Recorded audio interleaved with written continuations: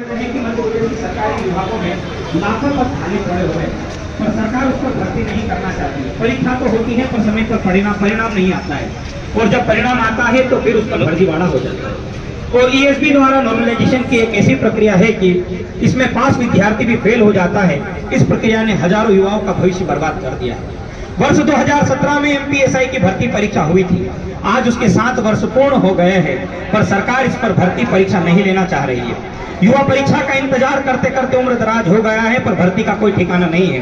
माननीय मुख्यमंत्री महोदय, आपने कहा था कि पटवारी जांच रिपोर्ट को कोई भी ले सकता है, तो आपसे निवेदन है कि उसकी जांच रिपोर्ट को आप सार्वजनिक करने की कृपा करें। पिछले वर्ष जेल प्रहरी उप निरीक्षक, जेल प्रहरी और वन रक्षक की भर्ती का आयोजन किया गया, जिसका शारीरिक परीक्षण भी हो गया, पर परिणाम आज तक नहीं दिया गया। शिक्षक वर्ग 1 में चयनित अभ्यर्थियों का 3 माह पहले दस्तावेज सत्यापन हो गया, परंतु नियुक्ति के लिए तारीख पर तारीख दी जा रही है। साथ ही साथ शिक्षक वर्ग 1 की भर्ती में पदों की संख्या नाम मात्र दी गई है। आपसे निवेदन है कि पदों में भी वृद्धि की जाएगी। आज से 16 माह पहले शिक्षक पात्रता परीक्षा वर्ग 2 की पात्रता परीक्षा का आयोजन किया गया, परंतु आज तक मुख्य परीक्षा की तिथि, पाठ्यक्रम और पदों की संख्या का निर्धारण नहीं किया गया। अतः पदों की संख्या और मुख्य परीक्षा की वास्तविक तिथि लिखने का कारण यह है कि व्यापम बस एक ही काम करता, तारीख पर तारीख देता है और परीक्षा लेता नहीं है।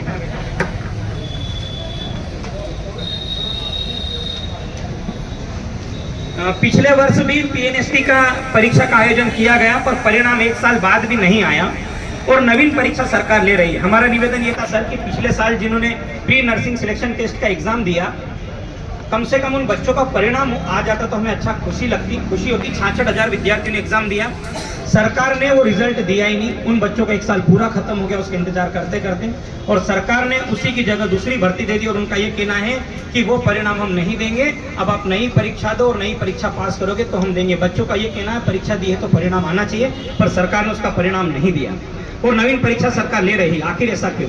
सब इंजीनियर की भर्ती परीक्षा में केवल नाम मात्र के पदों पर भर्ती ली जा रही। मात्र 16 पदों पर भर्ती हुई है सर, बाकी सभी विकलांग कोटे में दे दी गई। मध्य प्रदेश इतना बड़ा राज्य है और केवल 16 पद एसटी, एससी, ओबीसी और ईडब्ल्यूएस के अंदर बांटे जाएंगे, जो मुझे लगता है कि घोर अन्याय कर रही है मध्य प्रदेश की सरकार। आपके द्वारा मध्य प्रदेश के बजट में व्यावसायिक परीक्षा की शुल्क को नगण्य करने को कहा गया था, परंतु सब इंजीनियर की परीक्षा में फीस ली गई। सरकार ने बजट लाए, बजट के अंदर ये कहा गया कि मध्य प्रदेश की जितनी भी व्यावसायिक परीक्षाएं आपसे होगी उसमें आपको फीस नहीं भरना है, बल्कि सब इंजीनियर में सरकार ने 1100 रुपए वसूले। और इसी तरीके से क्या करा है, व्यापम ने 700 करोड़ रुपए की एफडी बनाकर रख ली है ये बेरोजगार युवाओं से। तो हमारी मांग है कि जो सरकार वादे करते हैं उन वादों को निभाए।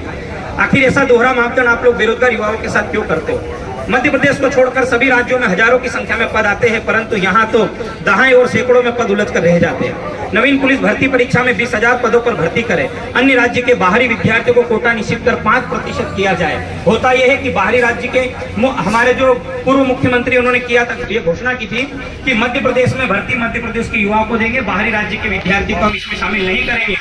तो सरकार ने जो कहा था उस पर भी अमल नहीं किया। पिछले साल वर्ग 1 की जो भर्ती परीक्षा हुई थी, जिसमें 1200 पोस्ट थी, 1200 पोस्ट में से 843 तो वे विद्यार्थी थे जो अदर राज्य से संबंध रखते हैं। मध्य प्रदेश के विद्यार्थियों को इसमें अवसर नहीं मिला। 5% किया जाए तथा राज्य के युवाओं को भर्ती में अवसर दिया जाए। आज मध्य प्रदेश का युवा आत्महत्या करने को मजबूर हो रहा है क्योंकि सरकार समय पर भर्ती नहीं ले रही। साथ ही साथ देख लो कि लाखों पद सरकारी विभागों में रिक्त पड़े हुए हैं, जिस पर अविलंब भर्ती कर युवाओं को रोजगार दिया जाना चाहिए।